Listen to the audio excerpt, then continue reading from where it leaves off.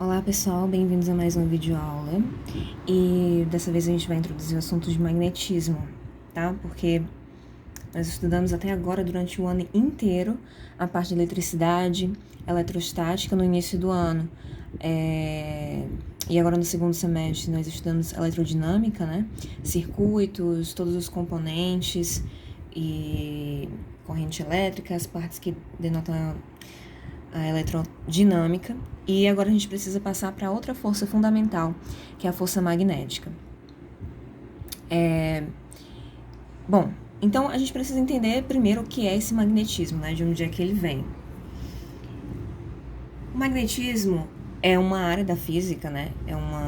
Como eu falei para vocês, é uma força fundamental. E forças fundamentais, elas não têm origem humana, elas nasceram junto com o universo, elas têm origem do universo, da natureza, nós só observamos o efeito que elas causam, tá? E existem alguns materiais que nós chamamos de materiais magnéticos. Esses materiais, eles apresentam dentro da química que compõe eles, e também tem a ver com a física dos átomos, né, dos spins, que essa parte aí é um pouquinho mais complexa, não vou entrar em detalhes, mas se vocês quiserem pesquisar, vocês podem pesquisar o que causa o magnetismo nos materiais, tá? E é uma característica de alguns materiais, né, ser magnético. Normalmente, os ferrosos tendem a ser materiais magnéticos, mas existem outros tipos de materiais magnéticos também, principalmente os metais, certo? Alguns metais não são, outros são. E aí, essa propriedade, ela é basicamente a propriedade de atrair outros materiais que também sejam magnéticos, certo? O magnetismo, ele surgiu do estudo de um material que se chama, na Grécia Antiga, que se chama magnetita. E aí os pensadores gregos antigos, né, conseguiram extrair essa magnetita da natureza e perceberam que ela conseguia atrair, né, como num passe de mágica, outros tipos de material. Então, eles acabaram estudando mais a fundo, né, esse material e essas propriedades, justamente para explorar de forma comercial as propriedades do magnetismo, certo? Bom, quais são as características desses materiais magnéticos que nós chamamos de ímãs, né? Os ímãs, pessoal, basicamente são materiais magnéticos que eles são magnetizados naturalmente, eles, como eu falei para vocês, né? As propriedades químicas deles fazem com que eles sejam magnéticos, ou eles são magnetizados artificialmente. Nós vamos ver de quais maneiras nós podemos magnetizar um objeto, certo? Esses ímãs, principalmente esses ímãs de geladeira, esses ímãs baratinhos que você encontra para vender nos locais, e dentro dos equipamentos eletrônicos, todo equipamento eletrônico tem um ímã, tá? Nas próximas aulas vocês vão entender por quê. Esses ímãs, eles são produzidos artificialmente, ok? Através de corrente elétrica, né? De alta voltagem. Mas existem também, como eu falei para vocês, os ímãs naturais. Os ímãs, pessoal, a propriedade básica deles, a característica básica é ser polarizado. Então, ele tem dois polos, que nós chamamos de norte e sul. Então, vocês vão ver daqui a pouco as linhas de campo. Por que a gente orienta norte e sul? É como se o norte fosse o local de repulsão e o sul o local de atração. Mas não necessariamente tem essa regra, tá? O norte e o sul é basicamente dois polos. Você nunca vai saber qual é o polo norte e qual é o polo sul de um ímã real, né, que você tem na mão. Mas você sabe que um deles é o norte e o outro, o diametralmente oposto, é o sul, certo? Independente do formato também. Tem ímãs que são retangulares, né, são paralelepípedos. Outros são bolas, são círculos. Então, independente do formato, sempre vai ter metade vai fazer parte do polo norte e a outra metade do ímã vai fazer parte do polo sul do ímã. Então, esses dois polos, eles são contrários entre si. O que acontece? Eles se repelem entre si. Então, se eu tenho um polo norte junto com outro norte, eles vão se repelir. Os iguais se repelem. A gente vai ver daqui a pouco com mais detalhe essa parte. Mas o que eu preciso que vocês entendam agora é que esses ímãs, sejam eles artificiais ou naturais, têm sempre dois polos, norte e sul. A Terra, pessoal, desenha aqui nosso planeta Terra, que ele tem inclinação de 23 graus e meio. A Terra não tá retinha, né? Ela é uma esfera achatada, mais ou menos achatada e inclinada, 23 graus. Ela é um grande ímã, né? Os materiais que compreendem o núcleo da Terra, eles são magnéticos. Então, eles fazem com que a Terra em si, né, o nosso planeta, seja um grande ímã, funcione como um grande ímã. E isso é uma das grandes maravilhas do mundo, porque faz com que os GPS existam, né? O que é o GPS? É basicamente um ímã desse pequeno, né, orientado em relação ao campo magnético da Terra, né, ao magnetismo da Terra. Então, o polo norte do ímã, né, ele vai estar sempre orientado para cima, porque o polo sul magnético da Terra está no norte, e o polo norte magnético da Terra está no sul. Professora, mas quem é que diz isso? Ninguém, né? A gente definiu assim para ficar mais fácil dos nossos ímãs aqui, das bússolas, né? A bússola, aquela agulhazinha da bússola. Ele é um material magnético imantado que ele vai se orientar de acordo com o campo magnético em que você colocar ele, certo? Então, outra coisa que vocês precisam saber, além de que todo material magnético, todo ímã tem dois polos, é que não existe monopolo magnético. O que quer dizer isso? Por mais que eu tente quebrar um ímã em vários pedaços, eu nunca vou conseguir isolar apenas um polo. Por exemplo, aqui eu tenho o polo sul e o polo norte de um ímã. Eu nunca vou conseguir quebrar de tal maneira que eu tenha só o polo sul ou só o polo norte. É o contrário da eletricidade, desculpa, em que eu tenho cargas estritamente positivas ou estritamente negativas. No caso do magnetismo, não. Eu vou ter sempre o positivo e o negativo juntos no mesmo material, certo? No mesmo corpo. Então, eu dividi aqui no meio, o que eu gerei? Eu gerei dois outros ímãs com polos norte e sul, cada um deles. E se eu quebrar de novo aqui no meio, eu vou ter 4 ímãs, ambos com polo sul e norte.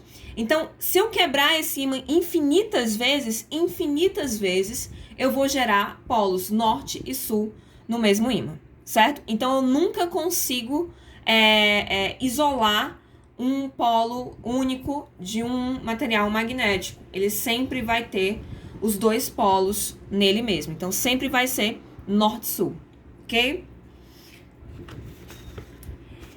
E como eu falei para vocês, polos magnéticos iguais se repelem e polos diferentes se atraem. A mesma coisa lá da eletricidade, né? Em que cargas opostas se atraem, né? Cargas de mesmo sinal se atraem, cargas de mesmo sinal se repelem e cargas de sinais contrários se atraem.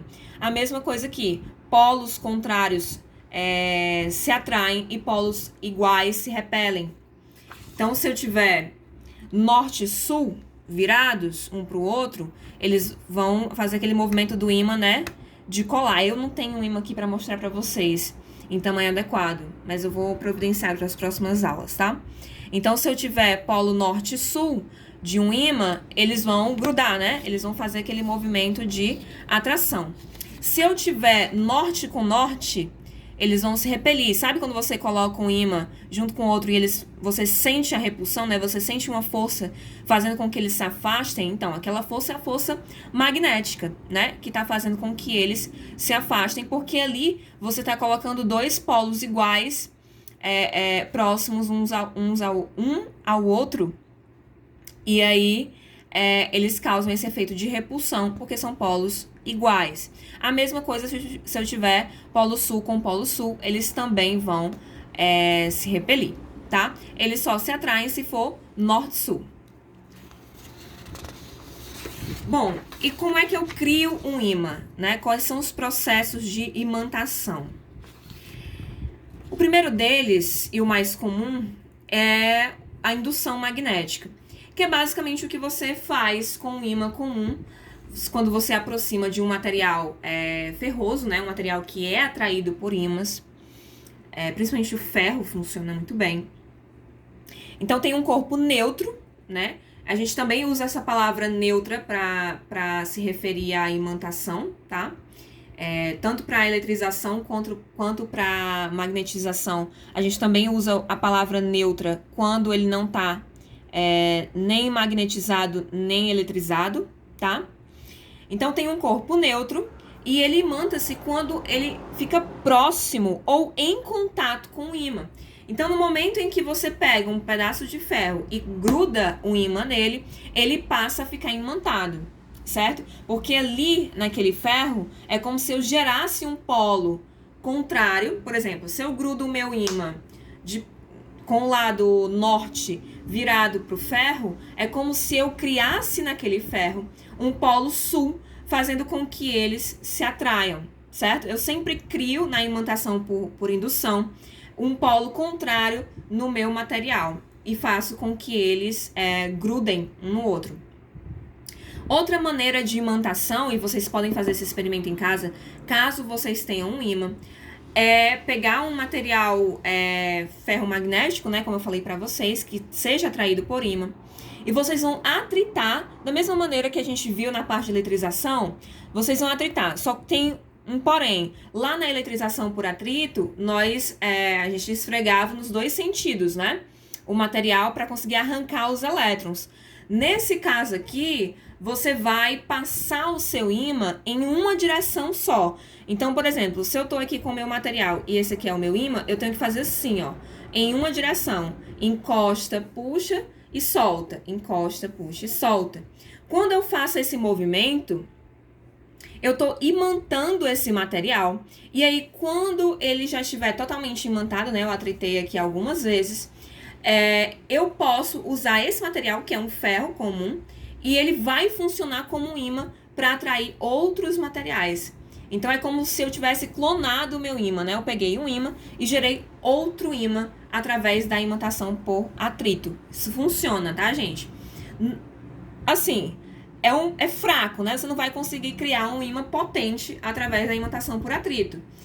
Mas você consegue sim perceber, né? Se você tiver um pó de ferro, alguma coisa ali bem leve para atrair, você consegue ver o efeito disso daqui acontecer. E o processo mais comum de todos, né? Além desses dois, mais comum que eu digo industrialmente comum, é a corrente elétrica.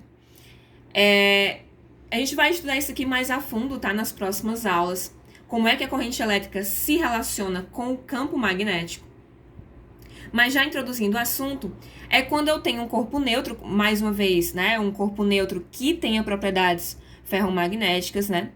E ele é enrolado por um fio condutor percorrido por uma corrente elétrica. Então, não sei se vocês já viram, né? Dentro de equipamentos eletrônicos, eu sempre tenho esse solenoidezinho. Principalmente dentro de motor, tá? Então, eu tenho um fio condutor que ele enrola em forma de espiral em volta de um material ferroso, né? Um ferrinho lá, algum material ferromagnético. E por esse fio passa uma corrente elétrica. Quando isso acontece, quando eu enrolo um material ferromagnético que está neutro, ele não está imantado, tá? Ele não atrai nada. Por exemplo, um prego, tá? Testem na casa de vocês. Se vocês pegarem um prego feito de ferro, né? E vocês enrolarem um fio condutor, um fio de cobre, e ligarem esse fio numa pilha, numa bateria, né? Algo que produza corrente elétrica, por esse fio vai começar a passar uma corrente elétrica. E essa corrente circular, ela gera ali dentro dela um campo magnético que faz com que aquele prego vire um ímã. Então, se você faz isso, né, enquanto está passando a corrente, aquele prego ele vai passar a funcionar com ímã e você consegue atrair moeda, consegue atrair qualquer coisa com ele, certo? Então, é dessa maneira que eles criam esses ímãs que a gente usa no dia a dia, né? Através dessa corrente elétrica extremamente alta, né? E aí ele produz esse campo magnético permanente. Mas a gente não consegue criar esse campo magnético permanente, porque a gente não consegue produzir corrente elétrica tão alta assim. Mas a corrente que a gente consegue produzir com uma pilha já é o suficiente para ver isso aqui acontecer. Eu vou fazer o seguinte, na próxima aula, eu vou trazer esses experimentos aqui, esse experimento para vocês, para mostrar exatamente como é que ele acontece. Se nós estivéssemos, né, nas aulas presenciais, vocês próprios fariam esse experimento. Mas a gente tem que se adaptar, né, à nova realidade. Mas eu quero que vocês façam justamente para vocês perceberem como é que funciona de fato, né, na prática aí com vocês, tá? Então, esses são os processos de imantação.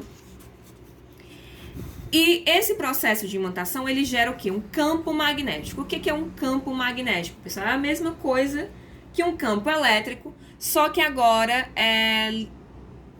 tem a ver com a força magnética e não com a força elétrica. Então, o campo magnético, ele vai ser sempre circular, diferente do campo elétrico, que é radial, né? Que ele sai do centro e vai para fora, ou de fora para o centro. Lembram daquela bolinha lá, da nossa carga, que tinha carga positiva, e aí eu tenho o campo elétrico dela saindo aqui, ó, né, de forma radial, como se fosse um solzinho, para todos os lados, né, para todos os sentidos. No campo magnético, como eu tenho sempre os dois polos, então eu vou ter sempre um campo saindo e outro campo entrando, né? Então a convenção é que ele sai do negativo e vai pro, negativo. Ele sai do polo norte e vai pro polo sul. Então esse campo tem essa orientação. Então, se eu pegar um ferrinho ou qualquer coisa, ele vai ficar orientado, né? Assim, ele vai ficar na posição de acordo com as linhas de campo, né? Se a linha de campo tá apontando aqui para esse lado, o ferrinho vai estar assim, né? Apontando para cá. Se a linha de campo tá indo para lá, ele vai fazer esse movimento. Não sei se vocês já viram, eu vou deixar aí em anexo outro vídeo mostrando exatamente como é que se formam essas linhas de campo com pó de ferro. Eles pegam pó de ferro e jogam próximo de um ímã e o pó ele vai se orientar de acordo com as linhas do campo magnético daquele ímã. E tem sempre esse formato, seja independente do formato do próprio ímã, as linhas de campo sempre vão sair do polo norte e ir em direção ao polo sul em forma circular, né? Em forma desse quase que elíptica, né? Forma dessas orelhas aí. Dentro do próprio ímã, eu também tenho um campo magnético, né? Então, ele forma o círculo completo aqui, né? Sai por aqui, entra por lá e tem essa orientação. Então, se eu jogar alguma coisa que tenha a propriedade de ser atraída, né, por um ímã, ele vai fazer esse movimento aqui, né? Próximo ao ímã, né? Onde existe campo magnético. Isso aqui, pessoal, é uma agulhinha que serve para orientar o campo, né? Então, como é que eu descubro para onde está sendo orientado esse campo, né? Essas setas, elas não existem, elas são imaginárias. Então, eu pego uma agulhazinha dessas, que é tipo agulha de bússola, tá? Ela tem um polo norte e um polo sul, porque ela já foi imantada. E aí, eu oriento ela próxima que é o meu ímã. Então, se o polo norte dela ficar virado para lá, eu sei que para cá é o polo sul. E se o polo sul dela ficar virado para cá, eu sei que aqui é o polo norte. Por quê? Porque os diferentes se atraem, né? Os opostos se atraem. Então, o norte da agulha vai virado para o sul do ímã e o sul da agulha vai ficar virado para o norte do ímã. E aí, ela vai ficar orientada de acordo com a linha de campo. Então, se a linha de campo está nesse sentido, ela vai ficar, ó, nesse sentido, deitado, certo? Se a linha de campo está nesse sentido em pé, ela vai ficar nesse sentido em pé também. Entenderam? Ela serve para orientar, uma bússola, né? Ela serve para orientar justamente isso. Para onde é que está o norte, para onde é que está o sul. Bom, a intensidade desse vetor campo magnético, ela depende da fonte, né? Desse ímã ou desse ímã natural ou artificial que está gerando o campo. E eu meço campo elétrico, né, em Tesla, tá? Então, por exemplo, tem um campo magnético de 8 Teslas, 9 Tesla. Então, a gente mede em Tesla, que é essa letra T maiúscula, em homenagem ao Nikola Tesla, né? Que foi o que estudou mais a fundo as propriedades ferromagnéticas dos materiais. Né, as propriedades magnéticas dos materiais, e estudou também mais a fundo a relação entre corrente elétrica e campo magnético, tá? Que a gente vai ver nas próximas aulas. O que eu preciso que vocês saibam? Basicamente, essa parte da orientação do campo, sempre saindo do negativo indo pro... do norte e indo pro sul, eu sempre confundo, né? Indo do norte pro sul, nesse formato. Saber que norte com norte se repele, sul com sul se repele e norte com sul se atrai. Saber que não existe um polo único magnético, por mais que eu quebre o ímã em vários pedaços, ele sempre vai continuar criando o polo norte e o polo sul.